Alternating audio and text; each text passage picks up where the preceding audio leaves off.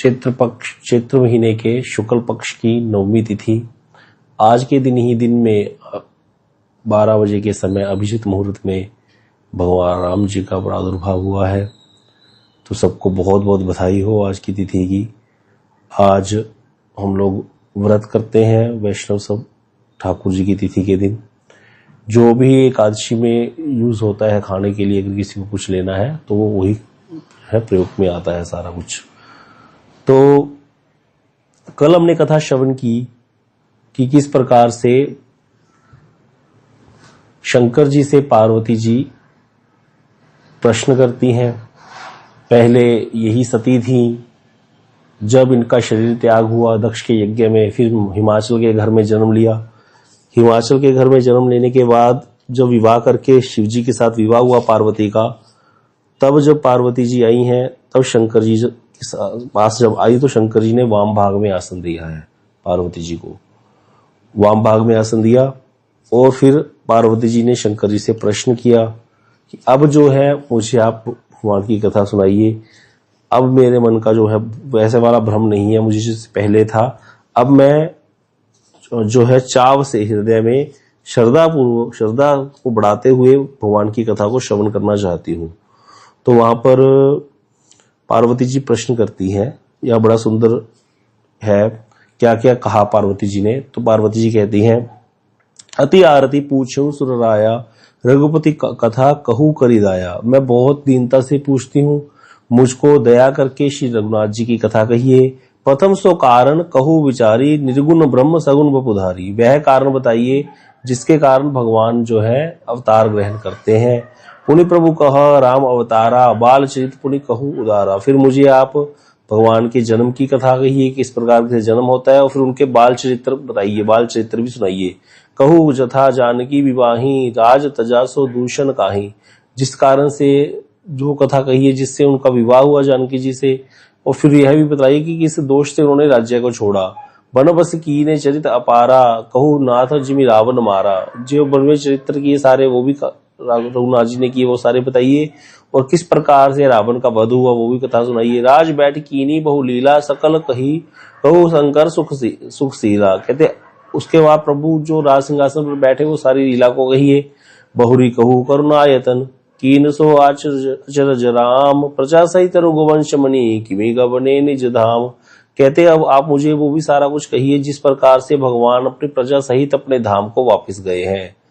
तो यहाँ पर ये वाला प्रश्न भी पार्वती जी ने किया, लेकिन इसका उत्तर श्री रामचरितमानस में नहीं है कि भगवान अपने धाम को कैसे गए। गुप्तार घाट की जो बात है वो वर्णन नहीं है रामचरितमानस में, जबकि पार्वती जी ने यहाँ पर प्रश्न किया है। आगे कहते हैं, प्रभु पुनि प्रभु कहू सो तत्व बखानी, जही विज्ञान मगन मुनि ज्ञानी। कि मुझे वो सारा तत्व भी समझाकर कहिए, भगवान का तत्व भी समझाकर कहिए। भक्ति ज्ञान विज्ञान विरागा, पुनि सब वर्ण सहित विभागा। आप मुझे भक्ति ज्ञान और वैराग्य की बातें भी कहिए, ये सब कुछ तो आएगा। तो यहाँ पर जब ये सारे प्रश्न कर दिए पार्वती जी ने, तो शंकर जो है वहां पर बोलना शुरू किया। तो सबसे पहले शंकर जी ने जो है पार्वती जी को राम जी के तत्व की महिमा सुनाई है कि राम जी की जो लीला है ये नित्य है। यहाँ पर कहते हैं शंकर जी, भगवान शिव कह रहे हैं कि भाई ठाकुर जी की जो कथा है ये नित्य है। जिसने संतों के दर्शन नहीं किए उनके नेत्र जो है मोरपंख के समान है। ऐसे करके बहुत सुंदर सुंदर चौपाइयां यहाँ, जैसे भागवत में श्लोक हैं इस तरह के सारे, उन्हीं श्लोकों पर यहाँ पर चौपाइयां हैं। कहते हैं, नयनी जिन हरि कथा सुनी नहीं काना, श्रवण रंध्र अहि भवन समाना। जिन्होंने भगवान की कथा नहीं सुनी कान से, उसके कान क्या है? छिद्र। जो कान के छिद्र है वो सांप की बिल के समान है, जहां पर सांप रहते हैं। नयनी संत दर्श नहीं देखा, लोचन मोर पंख कर लेखा। जिन्होंने संतों के दर्शन नहीं किए अपने नयनों से, उनके नेत्र जो है मोर पंख के समान दिखने वाली नकली आंखें हैं। मोर पंख में भी आंखें होती हैं।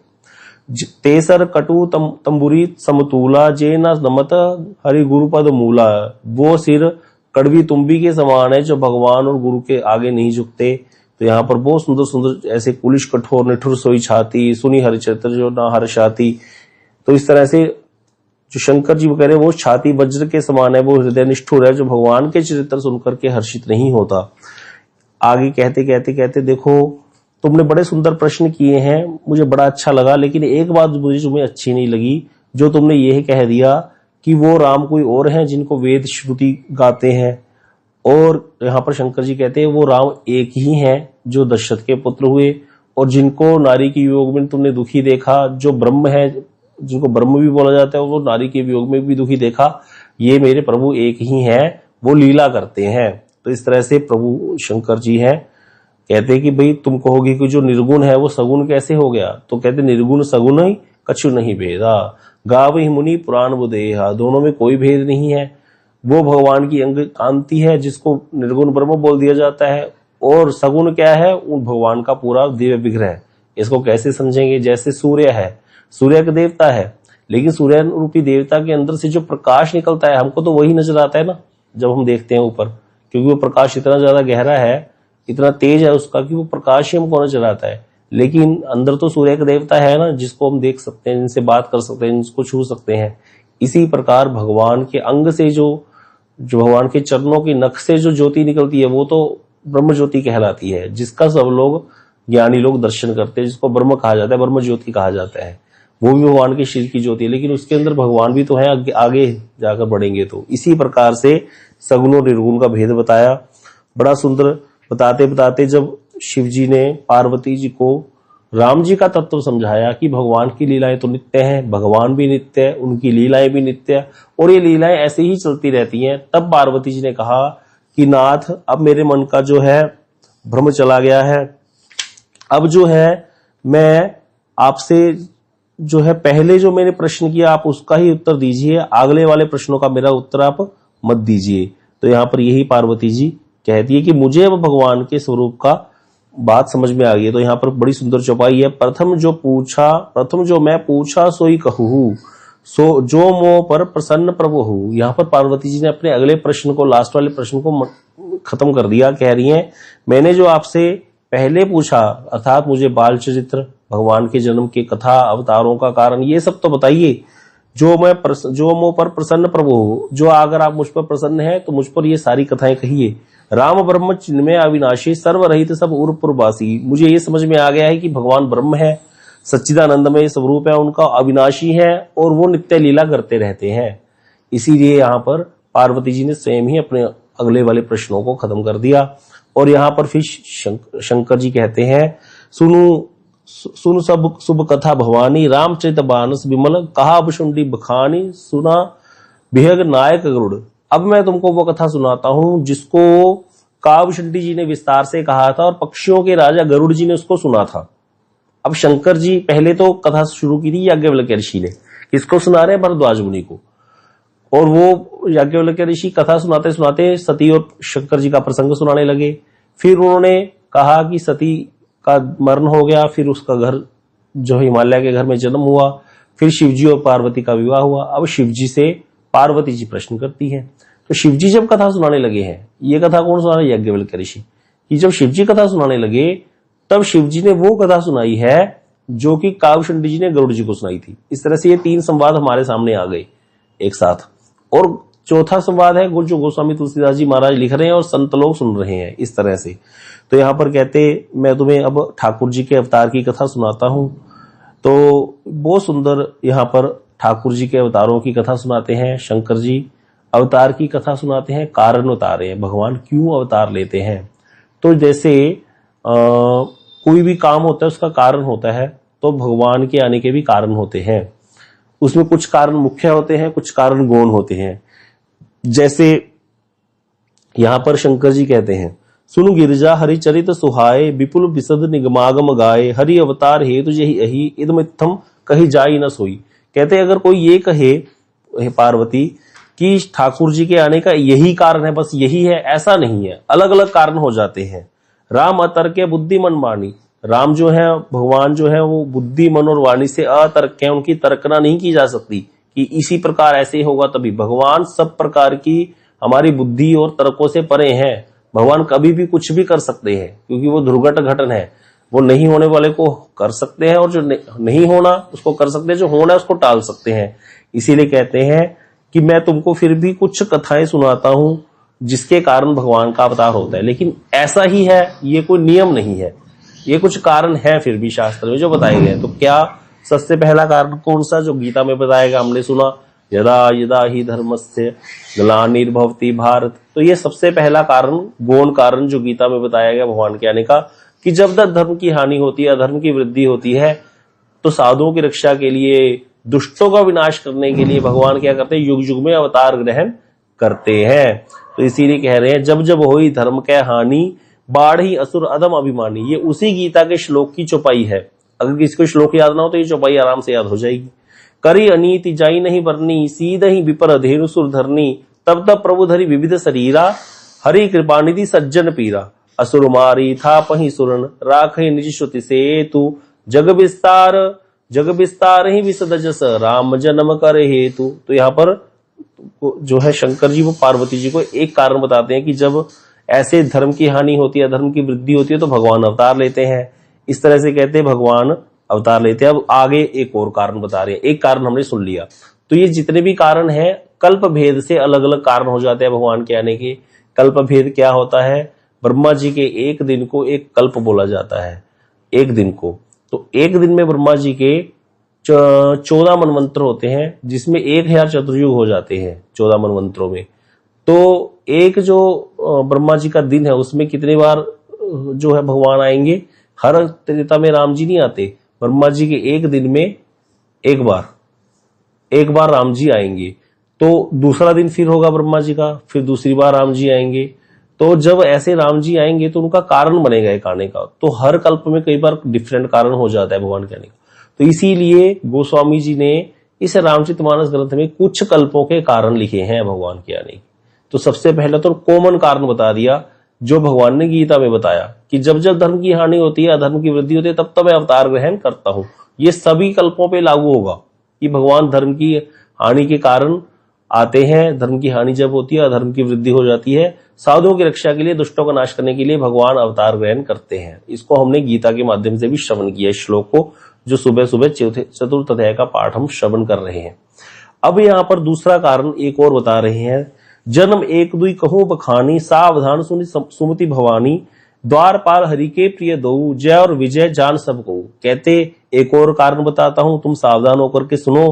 हरि के 2 द्वारपाल हुए, जय और विजय, जिनको सब कुछ जानते हैं। उन दोनों ने क्या किया था, सनकादिक ऋषि को अंदर लाने से रोक दिया था। सनकादिक ऋषि भगवान के दर्शन करने आए तो उन्होंने रोक दिया। सनकादिक ऋषि ने उनको श्राप दे दिया। विप्र श्राप थे दोनों भाई, वो दोनों भाई जय और विजय विप्र के श्राप से, सनकादिक ऋषि के श्राप से, तामस असुर देह तिन पाई, उन्होंने तामस शरीर पाया। कनकशिपु और हाटक लोचन, जगत विदित सुरपति मदमोचन। कहते वही प्रसिद्ध एक हिरण्यकशिपु के नाम से और सत्ययुग में, और एक हिरण्याक्ष के नाम से जन्म लिया। और इंद्र, देवराज इंद्र को भी ये परास्त करने वाले थे। दोनों बड़े ही विख्यात थे। एक को भगवान ने वारा रूप धारण करके मारा। किसको मारा वारा रूप धारण करके भगवान ने, कोई बता सकता है? हिरण्याक्ष को। वेद प्रभु ध्यान से सुना करो। हिरण्याक्ष को मारा था भगवान ने वारा रूप धारण करके। और हिरण्यकशिपु को किसने मारा था? कौन सा रूप धारण किया था भगवान ने हिरण्यकशिपु को मारने के लिए? नरसिंह रूप धारण किया था। तो इस तरह से भगवान ने मारा। कहते अब कहते वही दोनों, कहते बाद में क्या हुए, युद्ध में रावण और कुंभकर्ण नाम के बड़े योद्धा हुए, जिनको सारा जगत जानता है। अब कोई प्रश्न कर दे कि वो पहले तो मारे गए थे भगवान के द्वारा, हिरण्याक्ष और हिरण्यकशिपु, वराह अवतार के द्वारा, नरसिंह अवतार के द्वारा, तो फिर उनकी गति क्यों नहीं हुई? इसीलिए गति नहीं हुई, मुक्त नहीं हुए। प्रमाण जो था ऋषि का, जो श्राप दिया था सनकादिक ऋषि ने, वो 3 जन्म के लिए था। इसीलिए वही बाद में द्वारा फिर रावण और कुंभकर्ण के पैदा हुए और उनके कल्याण के लिए भगवान ने अवतार लिया, राम अवतार। और कहते उस अवतार में, जब राम अवतार वहां पर भगवान का हुआ था, उस समय कश्यप और अदिति उनके माता पिता हुए थे। कश्यप और अदिति कौन है? यही ब्रह्मा जी के जो पुत्र हैं कश्यप ऋषि। ये कश्यप ऋषि जो है, ये और अदिति, अदिति तो देवताओं की माता है। उस समय कश्यप और अदिति ही किसी कल्प में, जो दशरथ और कौशल्या के नाम से जन्म लिया था इन्होंने, एक कल्प में अवतार रहने का कारण बता दिया। अब यही द्वारा फिर क्या हुए थे कुंभकर्ण और रावण, जब इस उद्धार नहीं हुआ अगले जन्म में, फिर यही शिशुपाल और दत्तपुत्र बनकर पैदा हुए। भगवान ने कृष्ण अवतार लेकर के इनको मारा। तो ऐसे करके ये कथा शंकर जी सुना रहे हैं। अब आगे बहुत सुंदर कथा एक और सुना रहे हैं। अब एक 2 कल्प, मतलब एक कल्प की हमने कथा सुन ली। पहले वाला कारण था वो कॉमन है, सब जगह अप्लाई रहेगा। अब आगे बता रहे हैं, एक कल्प सुर देख दुखारे समर जलंधर सन सब हारे। कहते एक और कल्प में क्या हुआ था, एक दैत्य हुआ जलंधर नाम का। जलंधर दैत्य जो था वो युद्ध में मारे नहीं मर रहा था, उसने सबको दुखी कर दिया। शिव जी के साथ भी उसने घोर युद्ध किया, पार्वती से विवाह करना चाहता था। सब शंभु कीन संग्राम अपारा, धनुज महाबल मरी न मारा। मरी नहीं रहा था वो धनुज। परम सती असुराधिप नारी, तेहि बल ताहि ना जितहि पुरारी। कहते उसकी जो स्त्री थी वृंदा, उसका सतीत्व जो था उसके कारण वो मर नहीं पा रहा था। बहुत बड़ी सती थी वृंदा, भगवान विष्णु को बहुत मानती थी। उसके बल भजन के बल से, भजन के प्रताप के कारण वो सती थी। इसी कारण, सतीत्व के कारण उसके वो असुर जो था जलंधर, वो शिवजी के साथ युद्ध कर रहा था और शिवजी उसको युद्ध में हरा नहीं पा रहे थे। देवता सारे गए भगवान के पास। शिवजी को जब व्याकुल देखा, छल कर इटार्यु तासुव्रत प्रभु सुर कारज कीन। और क्या किया, जब ते ही जान्यु परम मर्म तब श्राप कपीस कपु करी दीन, कोप करी दीन। तो यहाँ पर जब उसने देखा भगवान ने, तो भगवान ने क्या किया, छल से विष्णु ने जलंधर का रूप धारण करके वृंदा के जाकर घर रहने लगे और वृंदा का सतीत्व भंग कर दिया भगवान ने। जब वृंदा ने इस भेद को जाना तो उसने भगवान को श्राप दे दिया। इसी कारण, उस श्राप के कारण भगवान ने क्या किया, स्त्री के श्राप को प्रमाण दिया और वही जलंधर उस कल्प में रावण हुआ और रामचंद्र जी ने युद्ध में मार करके उसको परम पद प्रदान किया। इस तरह से एक कल्प की कथा ये वाली हुई, वृंदा देवी, वृंदा वाली, जो जलंधर दैत्य के कारण भगवान ने अवतार ग्रहण किया। अब आगे वो शंकर जी कथा सुना रहे हैं। एक जन्म कर कारण एहा, जेहि लगी राम धरी नर देहा। प्रति अवतार कथा प्रभु केरी, सुनी मुनि बरने कभी न घनेरी। कहते एक जन्म का कारण तो यह था जिसके कारण भगवान ने मनुष्य शरीर धारण किया। हे भरद्वाज मुनि, अब याज्ञवल्क्य ऋषि की बात आ गई। याज्ञवल्क्य ऋषि कहते, हे भरद्वाज मुनि सुनो, प्रभु के प्रत्येक अवतार की कथा कवियों ने नाना प्रकार से वर्णन की है। आगे कह रहे हैं, नारद श्राप दीन एक बारा, कल्प एकत ही लगी अवतारा। एक कल्प में नारद जी ने श्राप दे दिया था भगवान को। अब इसी कारण एक कल्प में भगवान ने इसीलिए अवतार लिया। ब्रह्मा जी के एक कल्प में नारद जी के श्राप के कारण भगवान को अवतार लेना पड़ा। यहाँ पर एकदम से पार्वती जी थोड़ा चकित होगी, क्योंकि जो पहले आपको जितनी सारी कथाएं सुनाई है ना, इन कथाओं में भी इतनी लंबी लंबी कथाएं हैं, ये पूरे पूरे ग्रंथ हैं इन कथाओं पे।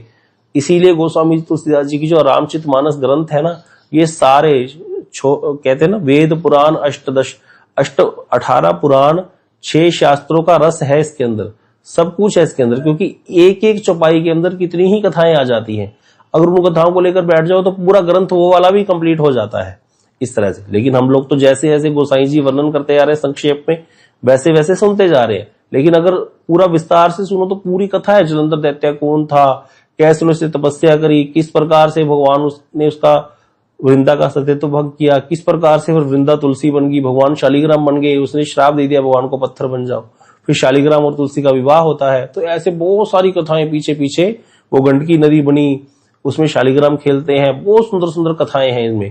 तो ये सारा, लेकिन गोस्वामी जी जैसा संत नहीं हो सकता, गागर में सागर भर करके हमको दे दिया है। अभी आगे यहाँ पर कह रहे हैं कि जब बोला कि नारद जी ने एक बार श्राप दिया, शंकर जी ने ये कथा सुनाई, इसी कारण भगवान का अवतार हुआ। यहाँ पार्वती जी चकित हो गई, यहाँ पर विस्तार से कथा सुनने लगी।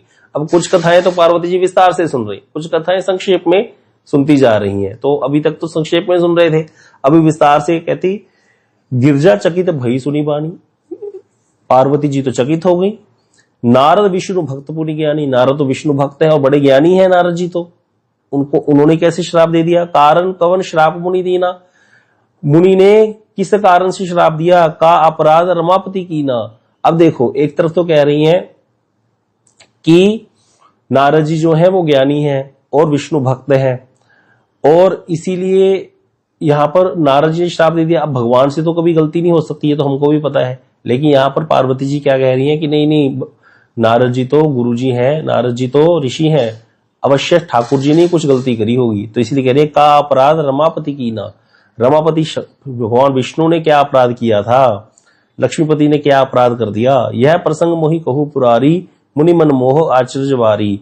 मेरे मन में बड़ा ही आश्चर्य हो रहा है। तो इस तरह से मुनि के मन में कैसे मोह हो गया, ये बड़ा हैरानी की बात है कि मुनि मोहित हो गए, नारद ऋषि मोहित हो गए, भगवान की कैसी माया है। आप मुझे वो कथा सुनाइए। तो यहाँ पर शंकर जी बड़ी सुंदर बात कहते हैं, बोले भी महेश तब ज्ञानी मूड ना कोई। कितनी सुंदर बात है, कोई ज्ञानी नहीं है संसार में, कोई मूड नहीं है। हम लोग ऐसी दूसरे व्यक्ति की प्रशंसा करते रहते और किसी किसी को गाली देते रहते हैं। बोले कोई ज्ञानी नहीं है संसार में, कोई मूड नहीं है। जेहि जस रघुपति करही जब, सो तस तेहि क्षण हुई। जिसको भगवान जिस समय जैसा बना दे वो वैसा बन जाता है। हम सब तो कठपुतलियां हैं भगवान की, ऐसा कहते हैं। कहते इसीलिए कहूँ राम गुणनाथ गुणगाथ भरद्वाज सादर सुनो। इसीलिए भैया हे भरद्वाज मुनि, याज्ञवल्क्य ऋषि कहते हैं राम जी के गुणों की कथा कहता हूं, आदर से सुनो। भवभंजन रघुनाथ भज, तुलसी तजी मान मद। मान और मद को छोड़ करके आवागमन के नाश करने वाले भगवान का भजन करो। ये सारी कथाएं हमको क्या सिखाती हैं कि भैया सब कुछ मत करो, भगवान की कथा सुनो आनंद से और सरेंडर हो जाओ भगवान को, और नाम जप करो उनका, जितना गान कर सकते हो उनके नाम का जप करो। यही बार बार यहाँ पर कह रहे हैं। जहां भी कोई जोर दे के कहने वाली बात है वहां पर तुलसीदास जी ने दोहा नहीं लिखा, उसको सोरठे के रूप में लिखा। सोरठे में तर्ज नहीं बनती। जैसे देखो पहले क्या बोले शंकर जी, बोले बिहसी महेश तब, ज्ञानी मूड न कोई। जय जस रघुपति करी जब, सो तस तेहि क्षण होई। सियापति राम जय जय राम। इसको तो हम गा सकते हैं, लेकिन इससे अगला देखो, इससे अगला क्या है, कहूँ राम गुण गाथ भरद्वाज सादर सुनहु। भवभंजन रघुनाथ भज, तुलसी तजी मान मद। ये यहाँ पर कुछ जुड़ नहीं रहा, प्रॉपर कोई दोहा नहीं बन रहा। क्यों? क्योंकि जहां पर भी ऐसा लिखा है ना, उसका अर्थ है ये बहुत जोर देके कही गई बात है, इसको ध्यान से समझो। जहां पर भी इस तरह से आया इसको सोरठा बोलते हैं, जबकि इसको भी दोहे की तरह गाया जा सकता है। इसमें उल्टा उठाते हैं फिर, भरद्वाज सादर सुनहु कहो राम गुण गाथ, भजु तुलसी तजी मान मद, भवभंजन रघुनाथ। ये उल्टा उठाते हैं, फिर पहले इसका सेकंड पार्ट उठाओ फिर दूसरा गाओ, लेकिन ऐसे नहीं गाना चाहिए। हमने बाबा महाराज को बोल दिया, हमने तो निकाल लिया इसको सोरठे को भी अच्छे तरीके से गाने का। बाबा महाराज कहते क्या तुलसीदास जी को नहीं पता था इसको ऐसे लिख सकते हैं? उन्होंने तो लिखा है इसको, तो तुम लोग नहीं ज्यादा दिमाग लगा करके निकालोगे। कहते उन्होंने जैसे लिखा है वैसे ही गाना है, यहाँ पर जोर देके बताया गया है इस बात को। जबकि हम इसको गाने के समय सोरठे को भी दोहे की तरह गा सकते हैं, वहां आगे अगले वाली लाइन से उठा करके। तो इसीलिए बहुत ग्रंथ जो होते हैं इनके अंदर इतना कुछ भरा रहता है, इतना कुछ हम तो चिंता भी नहीं कर सकते। ये कहां से हमारा, कहां तो कर्म बंधन नाश हो रहे हैं, कहां हमारे पापों का नाश हो रहा है, कहां हमारा विवेक जागृत हो रहा है साथ साथ, और कहां हमारी भगवान के नाम में रुचि भी हो रही है, कहां हम भगवान की लीलाओं का भी गान कर रहे हैं। तो इतना सुंदर होता है ग्रंथ। इसीलिए जरूर ग्रंथ को घर में बैठ करके खोलना चाहिए, पढ़ना चाहिए। चाहे 4-5 लाइनें पढ़ो, 1 पेज पढ़ो, 2 पेज पढ़ो, घर में बच्चों को आदत डालो कि ग्रंथ जरूर पढ़ें। इससे ही सब कल्याण हो जाएगा। ये साक्षात भगवान का स्वरूप है। रामचरितमानस जिनके घर में, उनके घर में साक्षात राम जी का विराजमान है, राम जी का वास है। वांगमय स्वरूप है भगवान का रामचरितमानस। श्रीमद् भागवतम कृष्ण का वांगमय स्वरूप है। इसके लिए श्लोक है, पादो यदियो प्रथमो द्वितीयो। जिनके पहले 2 जो स्कंद है भागवत जी के, वो ठाकुर जी के चरण है। तृतीयो तुरियो कथितो युदुरु। तृतीय चतुर्थ स्कंद भगवान के जो है आगे का पाठ है, जंगाएं हैं। आगे ऐसे करते करते कहते नाभि सदा पंचम एवं, नाभि भगवान का पंचम स्कंद भगवान की नाभि है।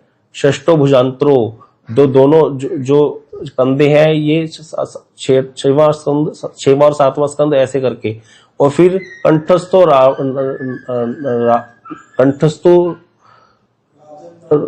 कंठस्थु राजन नवमो यदियो। भगवान का कंठ जो है वो 9वां स्कंद है। मुखार विंदम 10वें प्रफुल्लम। भागवत का 10वें स्कंद भगवान का मुख है।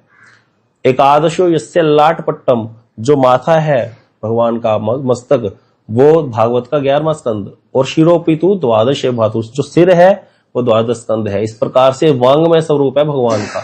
जिनके घर में भागवत है साक्षात कृष्ण भगवान विराजमान है, जिनके घर में रामचरितमानस है साक्षात राम जी विराजमान है। इसीलिए इनकी जरूर पूजा करनी चाहिए और जरूर इनको पढ़ना चाहिए। ग्रंथों को धूप भी देते थे पहले लोग, पुराने लोग ग्रंथों को भी धूप इत्यादि करते थे, आरती करते थे, क्योंकि भगवान का वांगमय स्वरूप है ये। तो रामायण भागवत पढ़ने से डायरेक्ट भगवान का संग, और साथ में उन संत का भी संग हुआ जिनकी कथा आ रही है और जिन्होंने इसको लिखा। अगर रामायण पढ़ रहे हैं तो रामचरितमानस पढ़ रहे हैं तो हमारा गोस्वामी तुलसीदास जी का संग हो रहा है। अगर हम भागवत पढ़ रहे हैं तो सुखदेव गोस्वामी जी का संग हम कर रहे हैं, तो वैष्णव संग भी हो गया और भगवान की कथा भी हो गई। इस तरह से ग्रंथ जो है वैष्णव के अनुगत्य में पढ़ने चाहिए। जो इस तरह के रामचरितमानस जैसे सरल ग्रंथ है वो तो अपने आप ही पढ़ सकते हैं, इसमें कोई दोष नहीं है। कुछ ग्रंथ है, श्रीमद् भागवतम हो गया, ये वैष्णव के अनुगत्य में ही पढ़ना चाहिए, उसमें कई बार मोह होने की संभावना हो जाती है। तो इस तरह से आगे कह रहे हैं यहाँ पर शंकर जी पार्वती को फिर वो कथा सुना रहे हैं कि जिस कारण से नारद ऋषि को मोह हो गया था। कहते एक बार नारद ऋषि हिमालय पर्वत की तरफ उत्तराखंड में घूम रहे थे और वहां गंगा जी बह रही थी। एक आश्रम नारद जी ने देखा और बड़ा ही सुंदर लगा नारद जी को। वहां पर पर्वत, नदी, वन बड़े ही सुंदर थे और देखते ही उनको ठाकुर जी की याद आ गई कि यहाँ बैठकर को तो तपस्या करी जाए, यहाँ बैठ करके तो थोड़ी देर भगवान का ध्यान करता हूँ। तो भगवान का स्मरण आते ही नारद जी जो है वहां पर बैठ करके ध्यान करने लगे। अब नारद जी को दक्ष प्रजापति ने श्राप दिया था, इसकी भी कथा आती है भागवत में कि आप किसी भी जगह जब तक गोधन का समय होता है उससे ज्यादा देर तक नहीं रुक पाओगे। क्यों? क्योंकि नारद जी कहीं भी ज्यादा रुकते हैं ना तो वहां पर ऐसी कथा सुनाते हैं अगले का मन ही विरक्त हो जाता है संसार से। तो दक्ष ने नारद जी को श्राप क्यों दिया था? क्योंकि दक्ष जब भी सृष्टि करते थे नारद जी दक्ष के पुत्रों नारद जी के पास भेजते थे, दक्ष जी अपने चाचा के पास जाओ कुछ ज्ञान लेकर के आओ। तो दक्ष जी के पुत्रों को नारद जी क्या करते थे? ऐसी कथा सुनाते थे, विरक्त कर देते थे संसार से। वो संसार ही नहीं करते थे। दक्ष प्रजा की वृद्धि करना चाहते थे, वो तो प्रजा बढ़ाना चाहते थे, लेकिन नारद जी उनको संसार से विरक्त करके भगवान की भक्ति में लगा देते थे। तो दक्ष ने 2 बार जब ऐसे हुआ तो दक्ष ने नारद जी को श्राप दे दिया था कि तुम जो हो किसी भी जगह एक जगह पर स्थिर नहीं रह सकोगे, अपने आप तुम्हारी गति आगे बढ़ जाओगे, ज्यादा देर रुक नहीं पाओगे, श्राप देते था। लेकिन वहां इस आश्रम में जाते ही दक्ष का श्राप की गति भी बाधित हो गई। नारद जी वहीं रुक गए और उनकी समाधि लग गई। अब नारद जी को तपस्या देख करते देखे इंद्र को बड़ा मन खराब हुआ। इंद्र कहते हैं नारद जी तो कभी तपस्या नहीं करते, ये तपस्या इत्यादि तो असुर करते हैं जब भगवान से कुछ वरदान लेना होता है। कहीं नारद जी के मन में तो इच्छा नहीं आ गई मेरे जो इंद्र पद को लेने की। इस तरह से कहते यहां पर गोस्वामी जी लिखते हैं जो कामी और लोभी होते हैं ना उनको कौए की तरह सबसे डर लगता है, वो हर समय अपना ही सोचते हैं। तो इंद्र जो है इस तरह से ही है। सूख हाड़ ले भाग सठ स्वान निरख मृगराज छीन ले जन जान जड़ तिमि सुरपति ही न लाज। कितनी सुंदर बात यहाँ पर गोस्वामी जी ने इंद्र की तुलना कुत्ते से कर दी। बोले जैसे मूर्ख कुत्ता सिंह को देख करके सूखी हड्डी लेकर के भागे। कुत्ता छोटी सी हड्डी लेकर के घूम रहा था और सामने आ गया शेर, और कुत्ता शेर को देख करके भाग रहा है। किस चीज से भाग रहा है? कि मेरी सूखी हड्डी ना ले ले। कौन? शेर। शेर तो कुत्ते को नहीं छोड़ेगा और शेर को क्या करना है हड्डी से। तो इसीलिए वह मूर्ख यह समझे कि कहां उस हड्डी को, कहीं उसकी हड्डी को सिंह ना छीन ले। वैसे ही इंद्र को ये लग रहा है कि नारद जी मेरा राज्य छीन लेंगे, ऐसा सोचते उसको लाज नहीं आई, क्योंकि उनको पता नहीं नारद जी को तो कितना बड़ा परम पद प्राप्त है। इस तरह से गोस्वामी जी ने इंद्र की जो तुलना है कुत्ते से करी है। ऐसा अब हम सोचो, हम लोग कहते हैं स्वर्गवासी, कि स्वर्गवासी होना तो बहुत बड़ी बात है। यहां पर देखो स्वर्ग का राजा इंद्र का कैसा अपमान हो रहा है। तो इसीलिए भक्ति की जो महिमा है उसके आगे कोई कुछ भी नहीं है। आगे कहते जब इंद्र ने क्या किया, वहां पर अप्सराओं को भेज दिया नारद जी का वो भंग करने के लिए तपस्या को। तो वहां बसंत ऋतु को उत्पन्न कर दिया। जो ये महीना चल रहा है बसंत ऋतु का, ना ज्यादा सर्दी है ना गर्मी है। तो वहां कामदेव आश्रम में पहुंचा। वहां पर कामदेव ने वहां बड़े बड़े रंग बिरंगे फूल खिलाए और काम अग्नि को भड़काने वाली जो है हवा चला दी और रंभा आदि नवयुवतियां वहां पर गान करने लगी। सब प्रकार से तरंगे उठने लगी, लेकिन कोई भी कामदेव की कला मुनि को हिला नहीं सकी। तब कामदेव अपने नाश से डर करके जो है इस तरह से उनके नारद जी के चरणों में गिर गया और जाकर के नारद जी के चरणों में प्रार्थना करने लगा, हे मुनि मुझ पर क्रोध मत कीजिएगा, मेरे को तो इंद्र ने भेजा था लेकिन मैं आपकी समाधि को भंग नहीं कर सका, आप मुझको क्षमा करें। नारद जी के मन में कोई क्रोध नहीं है, बोले कोई बात नहीं बच्चा है तू, जाओ प्रिय वचन कह करके कामदेव का समाधान किया और वो चला गया। जाकर के उसने इंद्र के राज्य में जाकर नारद जी का बड़ा यश गाया कि नारद जी तो वैसे ही तपस्या कर रहे थे, उनको तो आनंद आता है भगवान की कथा सुन के, भगवान का कीर्तन गा के, भगवान का ध्यान करके, आप ऐसी अपनी चिंता करते रहते हो। तो इस तरह से जाके इंद्र का समाधान तो कर दिया। इधर नारद जी जो है उनके मन में गर्व का अंकुर आ गया कि मेरे मन में मैंने क्या किया, कामदेव को जीत लिया। अब ऐसी बात सुन करके सोच करके नारद जी शिव जी के पास गए। मन में अहंकार हो गया था, उन्होंने जाकर कामदेव के चरित्र शिव जी को सुनाए कि कामदेव ऐसे कर रहा था, ऐसे कर रहा था, रंभा ऐसे कर रही थी, लेकिन मेरे को कुछ नहीं हुआ। तो शंकर जी कहते भाई ठीक है, शंकर जी तो बड़ा नारद जी को गले से लगाया, लेकिन शंकर जी तो गुरु हैं सबके। शंकर जी ने कहा बार बार विनयू मोहि तो ही, हे नारद जी मैं बार बार चरणों में गिरता हूं तुम्हारे। जिमी यह कथा सुनाई मुझ, जैसे आपने ये कथा मुझको सुनाई है कि तुम्हारे साथ क्या हुआ है, तिमी जनी हरि ही सुनावू कबहू, जाकर के हरि को मत सुना देना, जाकर कहीं ना विष्णु को जाकर सुनाने लग जाना। चलो प्रसंग दुरायू तब हूं, कहते चर्चा चले तब भी इसको छुपा लेना, लेकिन तुम जाकर के ठाकुर जी के सामने ये गीत मत गा लेना कि मैंने कामदेव को जीत लिया। शंभु दीन उपदेशित नहीं नारद सुहान, कहते शंभु ने तो बड़ा अच्छा उपदेश दिया शंकर जी ने, लेकिन नारद जी को अच्छा नहीं लगा। नारद जी कहते पता नहीं शंकर जी को क्या हो गया, बताओ हमने थोड़ी उपलब्धि करी है और ये ऐसी पता नहीं क्यों परेशान होते रहते हैं। अब अपनी बात है तो कहेंगे ही भाई क्या हो गया है। जाकर के भरद्वाज कौतुक सुन, भरद्वाज मुनि कहते हैं, भरद्वाज मुनि को याज्ञवल्क्य ऋषि कहते कौतुक सुनो, सुनी हरि इच्छा बलवान, हरि की इच्छा तो बड़ी ही बलवान है। अब कौतुक देखिए क्या हुआ, जो राम जी करना चाहते हैं वही होता है। जाकर के नारद जी एक दिन करतल बजाते हुए क्षीर सागर पहुंच गए और बैकुंठ में जाकर के भगवान के पास जाकर के लक्ष्मीपति भगवान को जाकर के मस्तक नवा करके कथाएं सुनाने लगे सारी। हरि मिले उठी रमान केता, हर्ष उठे मिली रमान केता, भगवान बड़े हर्ष पूर्वक उठे, जाकर के आसन दिया ठाकुर जी ने नारद जी को हाथ जोड़ जोड़ के। भगवान भी बड़े कौतुकी हैं, भगवान तो लीला करते हैं। उस दिन तो ठाकुर जी ज्यादा ही आवभक्त कर रहे थे नारद जी की। बैठे आसन ऋषि समेता, आसन दे दिया। बोले भी सी चराचर आया, हंसते हुए ठाकुर जी बोले पर बहुरे दीनन करी तुम दाया, बहुत दिनों बाद आपने दया करी। कामचरित नारद सब भाषे, नारद जी ने सारे चरित सुना दिए अपने जैसे जैसे हुआ था। जद भी प्रथम ब्रज से राखे, शिव जी ने मना कर रखा था तब भी नारद जी बाज नहीं आए। अति प्रचंड रघुपति क्या माया, जही ना मोह को जग जाया। गोस्वामी जी लिखते हैं इतनी भगवान की माया प्रबल है, कौन इसको जीत पाया है, कोई नहीं है जो इसको जीत पाया भगवान की माया को। रुख बदन करी बचन मृदु, बोले श्री भगवान, भगवान रूखा सम करके बोले तुमरे सुमरन ते मिठी मोह मार मद मान। अरे आपका तो स्मरण करने से कामदेव नाश हो जाए, जो आपका स्मरण करते हैं उनका काम नाश हो जाता है और आपको काम सताएगा, ये कैसे हो सकता है। ऐसा कह के ठाकुर जी ने नारद जी की प्रशंसा करनी शुरू कर दी। सुनी मुनि मोह होई मन ताके, ज्ञान विराग हृदय नहीं जाके। हे ऋषिवर, मोह तो उनके मन में होता है जिसको ज्ञान और वैराग्य नहीं है। ब्रह्मचर्य व्रत रतिमत धीरा, तुम ही की करी मनोभाव पिरारे, तुम तो ब्रह्मचारी हो इतने बड़े, तुमको कभी काम सता सकता है। नारद कहू सहित अभिमाना, नारद जी के हृदय में अभिमान आ गया। जैसे हम लोग कहते हैं गुरु जी आपकी कृपा से हो गया, आपकी कृपा से माला करता हूं, अंदर से सोचते हैं गुरु जी क्या करते हैं, माला तो मैं करता हूं उठ के सुबह, गुरु जी ने क्या कर दिया। तो इसीलिए ऊपर ऊपर से कहते रहते हैं महाराज जी आपकी कृपा से हो रहा है, आपकी कृपा से व्यक्ति सोता नहीं, उठता तो मैं हूं, लोगिन तो मैं करता हूं, महाराज जी का क्या काम है बीच में। तो इसी तरह से कहते कृपा तुम्हारी सकल भगवाना, भगवान कहते करुणा निधि मन दीख विचारा, उर अंकुरु गर्भ और भारी।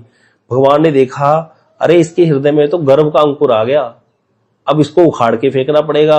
यहाँ पर बहुत सुंदर बेग सो मैं डारियों खारी पन हमारे सेवक हितकारी। भगवान कहते इसको तो उखाड़ करके फेंकूंगा, मेरा प्रण है कि मैं भक्त के अंदर कभी भी अभिमान नहीं रहने देता। भक्त क्या होते हैं, निष्किंचन होते हैं, वो सिर्फ भगवान के आश्रित होते हैं। इस तरह से भगवान ने ऑपरेशन करने की सोच ली। अब ऑपरेशन थिएटर में लेके जाएंगे नारद जी को, समय हो गया है। शाम को तो हम रामचरितमानस की जो पूरी कथा ही श्रवण करेंगे, तो ये प्रसंग ऐसे ही रह गया, कोई नहीं, आप लोग पढ़िएगा, समय भी अपनी गति से चलता है। तो शाम को हम लोग राम कथा संक्षेप में पूरी राम कथा श्रवण करेंगे जैसा गोस्वामी जी ने वर्णन किया है। तो अभी जय ध्वनि करते हैं। और प्रेमानंदे हरि हरि बोल। वांछा कल्पतरुभ्यश्च कृपा पतिता नाम पावनेभ्यो वैष्णवेभ्यो नमो नमः।